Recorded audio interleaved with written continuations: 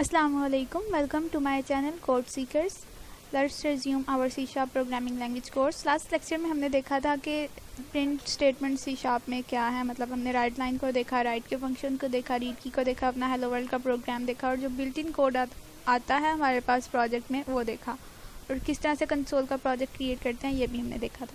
आज हम देखेंगे वेरिएबल्स को, डिफरेंट डाटा टाइप्स को C# में एक्सप्लोर करेंगे और कुछ बेसिक प्रोग्राम्स लिखेंगे ताकि इसके सिंटैक्स पे हमारी प्रैक्टिस हो जाए। तो डाटा टाइप्स का अगर हम बात करें तो हमारे पास जो बेसिक डाटा टाइप्स हैं वो हैं इंट, फ्लोट क्या लें या इसकी जगह पे आप डबल को भी कह सकते हैं, फ्लोट की जगह आप कह सकते हैं कि डबल डाटा टाइप, ठीक है। उसके अलावा हमारे पास करैक्टर टाइप डाटा टाइप है और स्ट्रिंग है। तो ये हमारे पास बेसिक डाटा टाइप्स हैं और इन्हीं इसके अलावा हमारे पास बूल भी है डाटा टाइप। बूल डाटा टाइप है जो 0 या 1 एक्सेप्ट करती है हमेशा, मतलब ट्रू और फॉल्स। स्ट्रिंग डाटा टाइप में हम कोई भी जाना इनपुट दे सकते हैं, सेंटेंस जिसमें सारे जाना पंक्चुएशन मार्क्स भी हो सकते हैं, नंबर्स भी हो सकते हैं और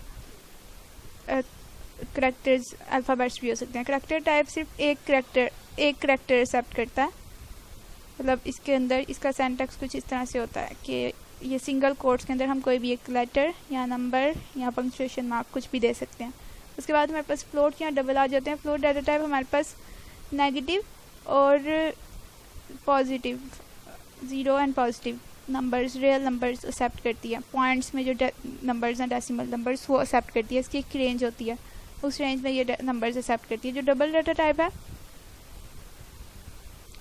वो represents double precision floating number, मतलब इसकी रेंज हमारे पास फ्लोट से ज़्यादा होती है, फ्लोट डाटा टाइप से ज़्यादा रेंज होती है डबल की। अगर हम इंटीजर की बात करें तो ये सारे इंटीजर नंबर्स, नेगेटिव नंबर्स और पॉजिटिव नंबर्स और 0 एक्सेप्ट करती है, डेसिमल नहीं, इंटीजर्स मतलब नंबर्स, और इसकी भी एक रेंज स्पेसिफाइड है वो होती है। बाकी किसी लैंग्वेज अगर आपने पढ़ी हो तो उधर से आप इन डेप्थ इसकी रेंज वगैरह देख सकते हैं, लेकिन ज़ुबानी याद रखने की उनको मस्त नहीं है कि हम उन्हें इस तरह से ज़ुबानी याद रखें। तो अब हम देखते हैं कि इन डाटा टाइप्स को हम जो है ना किस तरह से यूज़ कर सकते हैं। तो लेट्स से कि मैंने एक इंटीजर टाइप का वेरिएबल डिक्लेयर करना है, that will B int a number, ये डिक्लेयर करने का सिंटैक्स है, ठीक है। अब अगर मैंने इसको कोई वैल्यू असाइन करनी है तो that will be number is equals to let's say 10, इस तरह से कर सकते हैं। अगर हम एक ही लाइन में डिक्लेरेशन के दौरान ही असाइनमेंट करना चाहते हैं तो दैट विल बी दिस, वो इस तरह से होगा।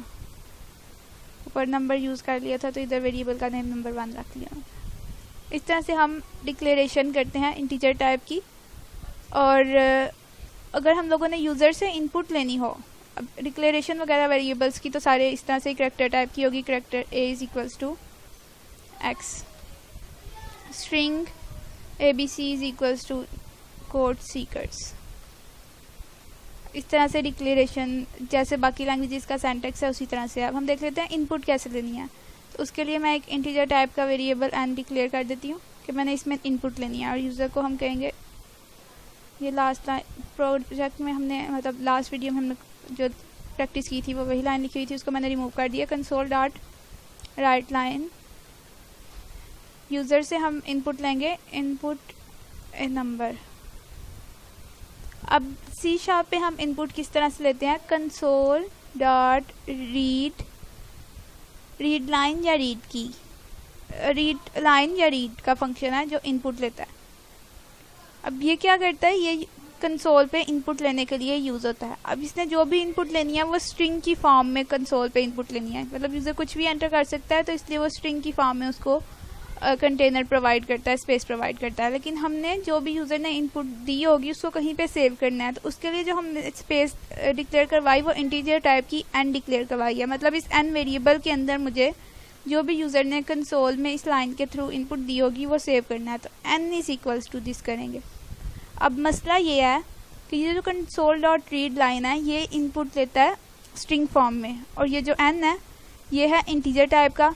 तो इसका मतलब है कि मुझे यूज़र जो भी इनपुट देगा स्क्रीन पे उसको कन्वर्ट करना पड़ेगा इंटीजर टाइप में, ताकि वो इस वेरिएबल n में सेव हो सके। और अगर इन केस यूज़र ने कुछ ऐसा इनपुट दिया हो जो नंबर ना हो तो फिर उस केस में हमारे पास एक्सेप्शन आ जाएगी, मतलब एरर दे दे के ये तो एक्सेप्ट ही नहीं कर पा रहा ना एन, तो उसके लिए कन्वर्ट करना पड़ेगा हमें। तो उसके लिए हमारे पास जो क्या मेथड है, कन्वर्ट सी शार्प में ही बिल्ट इन है, कन्वर्ट डॉट टू इंट। मैंने इंटीजर टाइप में कन्वर्ट करना है, तो ये सी शार्प में एक फंक्शन है कन्वर्ट डॉट टू इंट।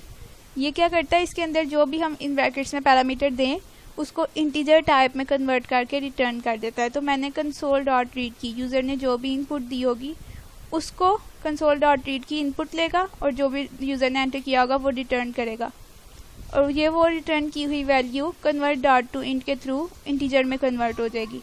तो ये सारा सिंटैक्स है, इंटीजर में कन्वर्ट होके वो किसके पास सेव होगी, जाके एन वेरिएबल के पास, ठीक है। तो उसके बाद हम उसको प्रिंट कर सकते हैं, console dot write line you entered a number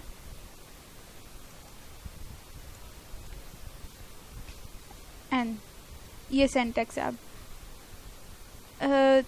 variable की वैल्यू को राइट लाइन के थ्रू कंसोल पे प्रिंट करने का, console dot write line double quotes में ये हमने अपनी स्ट्रिंग लिखी जो भी फिक्स्ड कैरेक्टर्स थे वो, और साथ फिर प्लस के थ्रू कंकैटिनेशन अप्लाई की और आगे एन लिख दिया, एन की जो वैल्यू होगी उसकी जगह पे वो डिस्प्ले होगी। एक ये मेथड है। दूसरा मेथड हमारे पास इस तरह से होता है,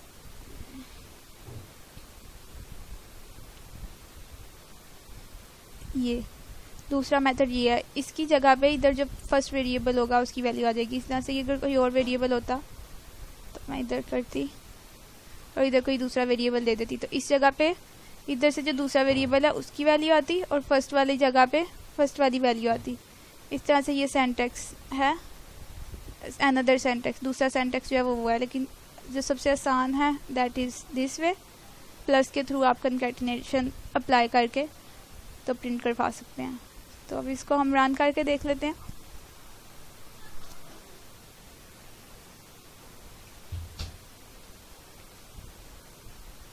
ये प्रोग्राम रन हो रहा है। पहले इसे एक स्टेटमेंट डिस्प्ले करवानी चाहिए थी, इनपुट ए नंबर। तो ये आप देख सकते हैं कि इसने यही कहा है कि इनपुट ए नंबर। उसके बाद अब मैंने कोई नंबर, और साथ अब इनपुट ले रहा है तो मैं कोई नंबर एंटर कर देती हूँ। तो नेक्स्ट लाइन प्रिंट हो गई, यू एंटर्ड ए नंबर 12। मतलब फर्स्ट लाइन थी input a number right line के थ्रू, सेकंड में कंसोल डॉट रीड की के थ्रू मैंने 12 एंटर किया, जो स्ट्रिंग टाइप इस फंक्शन के पास गया और इस फंक्शन ने उसे कन्वर्ट कर दिया इंटीजर में और एन में सेव कर दिया। और नेक्स्ट लाइन में मैंने राइट लाइन के थ्रू उसको डिस्प्ले कर दिया। So that was all about कि किस तरह से हम वेरिएबल्स को डील करते हैं, इंटीजर टाइप वेरिएबल्स को डील करते हैं। इसमें अब इसमें हम एक प्रोग्राम लिख लेते हैं ताकि हमारा कॉन्सेप्ट ज़्यादा क्लियर हो जाए। लाइक लेट्स से इधर मैंने स्टेटमेंट लिखी हुई है कि प्रोग्राम क्या होगा, write a program to find out area of the triangle when three sides A, B, C are given. The values of A, B, C is taken as input from user. The formula to find area of triangle is this. Formula दिया हुआ है और 3 variables, मतलब area हमने find करना है triangle का। तो ये हीरोज फार्मूला अगर आप लोगों ने मैथमेटिक्स पढ़ा हो तो आप लोगों को मालूम होगा कि A is equals to square root of S into S minus A into S minus B into S minus C, और S किसके इक्वल होता है A plus B plus C by 2 के। ठीक है, तो इस प्रोग्राम को यहाँ डालने का, इस प्रोजेक्ट में करने का मकसद क्या था कि हमने कम टाइम में ज़्यादा चीज़ों को एक्सप्लोर करना है। तो देखिए इंटीजर टाइप को मैंने अभी हमने इधर एक्सप्लोर किया, तो इंटीजर टाइप के रिलेटेड फंक्शंस मैथ के डॉट जो है मैथ रिलेटेड के स्क्वायर रूट कैसे फाइंड करना है, पावर कैसे फाइंड करनी है, कॉस साइन किस तरह से फाइंड करना है, तो वो सी शार्प में हम किस तरह से कर सकते हैं वो इसके थ्रू, इस प्रोग्राम के थ्रू हम करेंगे। ठीक है, तो इसी को मैं मॉडिफाई करती हूँ। इधर एन की बजाय हम ले लेते हैं ए, बी एंड सी। 3 वेरिएबल्स मुझे इनपुट के लिए यूज़र की चाहिए थे, उसके अलावा मुझे एक चाहिए था एस, दैट वाज के जो है ना एस की वैल्यू क्या होगी, और उसके अलावा एक एरिया आएगा हमारे पास। एरिया हमारे पास फ्लोटिंग टाइप या डबल टाइप आ सकता है, तो मैं उसकी डाटा टाइप डबल रख देती हूँ, एरिया ए, कैपिटल ए मैंने रख दिया ये। ठीक है, अब यूज़र से हमने इनपुट लेना है बी एंड सी में। तो ये जो मैंने इधर लाइन लिखी थी console dot write line input a number, तो इसको हम कर देते हैं input number, input value of a. ठीक है, और ए में यूज़र से इनपुट ले ली। अब इन्हीं 2 स्टेटमेंट्स को आप रीयूज़ करें, जिस तरह से ए में इनपुट ली है इसी तरह से हमने बी में भी लेनी है और सी में भी लेनी है। ठीक है, तो first input value of a, then input value of b, दूसरा वेरिएबल आ गया इधर, फिर इनपुट वैल्यू ऑफ सी, तो इधर आ गया तीसरा वेरिएबल।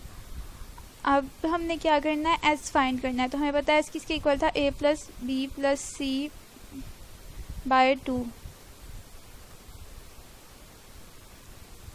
अच्छा ये देखिए आपके ये ए बी सी मेरे पास इंटीजर टाइप्स थे, और इसको जब मैं 2 से डिवाइड करूँगी तो मेरे पास आंसर आना चाहिए, आएगा पॉइंट्स में। लेकिन जब हम इंटीजर टाइप के साथ डील कर रहे होते हैं तो वो हमें हमेशा न्यूमेरिक मतलब एक सॉलिड नंबर रिटर्न करता है, पॉइंट्स में डेसिमल नंबर रिटर्न नहीं करता। तो वो इसको पॉइंट्स को पहले के बाद वाली वैल्यू को इग्नोर कर देगा, मतलब उसको डील नहीं करेगा।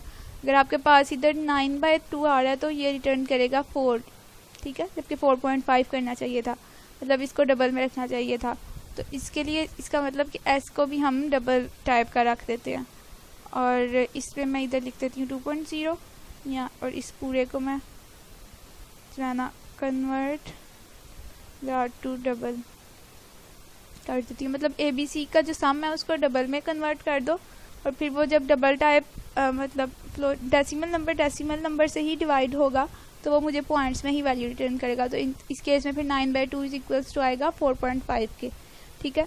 तो डबल टाइप इज ये सारी जो है ना मतलब न्यूमेरिक डाटा टाइप्स है, तो इन सब के ऊपर मैथ्स वाले फंक्शन अप्लाई हो जाते हैं, इसलिए मैंने ये कर दिया, ठीक है।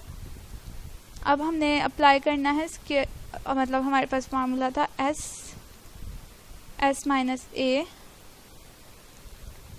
Into s minus b into s minus c, ये फार्मूला था, और इसका स्क्वायर रूट, ठीक है, मतलब इस पूरे का स्क्वायर रूट लेना था मैंने, ठीक है, इस पूरे का स्क्वायर रूट। अब मैथ प्रोग्रामिंग में मैं स्क्वायर रूट किस तरह से फाइंड कर सकती हूँ सी शार्प में, या वैसे अगर फाइंड करना that will B A quite lengthy process. अगर हम मैनुअल कर देखें कि स्क्वायर रूट किस तरह से फाइंड करते हैं, तो सी शार्प में हमारे पास मैथ के नाम से एक बिल्ट इन लाइब्रेरी एग्जिस्ट करती है, उसके थ्रू हम मैथ के जितने भी फंक्शंस हैं, minimum, max, square root, power, cos, sine वगैरह, वो सारे यूज़ कर सकते हैं। तो ये आपने यूज़ करना है मैथ डॉट, अब हमने क्या करना था, स्क्वायर रूट फाइंड करना था, तो SQRT है स्क्वायर रूट के लिए, ठीक है। ये देखिए मैथ डॉट SQRT, ठीक है, इसकी आगे ये ब्रैकेट्स आ जाती हैं, ये सेंटेक्स है मैथ डॉट SQRT का। स्क्वायर रूट की ब्रैकेट्स में इधर हम लोगों ने वो नंबर देना होता है, वो वैल्यू देनी होती है जिसका हमने स्क्वायर रूट फाइंड करना है। तो हमें पता है कि ये जो पूरी वैल्यू मैंने इधर अभी लिखी है S into s minus a into s minus b into s minus c, इसका असल में हमने स्क्वायर रूट फाइंड करना था। तो इसको मैंने इस मैथ डॉट SQRT की ब्रैकेट्स के अंदर लिख दिया, ये आप ब्रैकेट्स देख लें, ब्रैकेट्स का ध्यान रखना है, ठीक है। तो ये मुझे फिर क्या करेगा, ये सबसे पहले ये अंदर वाली इक्वेशन को सॉल्व करेगा, मतलब सब्ट्रैक्शन अप्लाई होगी सबसे पहले, फिर उसके बाद वो सारी वैल्यूज मल्टीप्लाई होंगी, फिर जो आंसर आएगा उसका स्क्वायर रूट लिया जाएगा। तो ये पूरी इक्वेशन मुझे ये हुई रोज फार्मूला बन गई, ठीक है, और ये मुझे एरिया रिटर्न कर देगी, उसको मैं ए में सेव कर देती हूँ। तो यहाँ पे अब हमने एरिया डिस्प्ले करवाना है, area of triangle is a, ठीक है। तो ये हमने प्रोग्राम लिख लिया, ये इनपुट ली ए में, फिर बी में, फिर सी में, फिर हमने एस की वैल्यू को फाइंड किया, फिर हमने मैथ का स्क्वायर रूट वाला फंक्शन यूज़ करते हुए और हीरोज फार्मूला अप्लाई करके एरिया फाइंड किया ट्रायंगल का, और अब उसको हम डिस्प्ले कर रहे हैं। तो इसको अब मैं रन कर लेती हूँ, फिर देखते हैं कि हमें क्या आंसर मिलता है। ए की वैल्यू 3, बी की वैल्यू 4 एंड सी की वैल्यू 5। तो एरिया ऑफ ट्रायंगल इज 6 आया आंसर। या आप लोग चेक करके कैलकुलेशंस करके खुद भी वेरीफाई कर सकते हैं। हम लोगों ने फार्मूला ठीक अप्लाई किया और वैल्यू ठीक आई है हमारे पास। तो ये हमने इंटीजर डाटा टाइप्स को एक्सप्लोर कर लिया। तो नेक्स्ट पार्ट में हम इसी जाना वीडियो के नेक्स्ट पार्ट में हम बाकी की डाटा टाइप्स को एक्सप्लोर करेंगे। That will B character type और स्ट्रिंग टाइप की डाटा टाइप को एक्सप्लोर करेंगे, और उसके साथ उनके जो फंक्शंस हैं उनको देखेंगे। मतलब जैसे अभी हमने मैथ वाले को करते हुए मैथ का फंक्शन देखा, स्क्वायर रूट वाला, इसी तरह से करैक्टर्स के साथ भी बहुत ज़्यादा बिल्ट इन फंक्शंस एग्जिस्ट करते हैं कि चेक करना हो कि ये करैक्टर डिजिट है या इसको अपर केस है या लोअर केस है, पंक्चुएशन मार्क है, एक्सेट्रा। स्ट्रिंग टाइप के भी बिल्ट इन फंक्शंस हैं, उनको हम एक्सप्लोर करेंगे। तो इधर अब आपके लिए एक टास्क भी है, ये वाला प्रोग्राम, ये जो इधर लिखा हुआ है ना, write a program that takes two numbers as input from the user and swap their values using third variable as well as without using the third variable। ठीक है। तो मतलब आपने स्वैपिंग वाला एक कोड लिखना है, तो वो इंटीजर टाइप्स के ऊपर ही आप लिखेंगे, आपकी प्रैक्टिस हो जाएगी सी शार्प के सिंटैक्स की। तो अगर आपका इस वीडियो से रिलेटेड कोई भी क्वेश्चन वगैरह हो तो वो आप कमेंट्स में पूछ सकते हैं मुझसे। नेक्स्ट पार्ट में इंशाल्लाह हम दूसरी डाटा टाइप्स को एक्सप्लोर करेंगे। अल्लाह हाफिज़।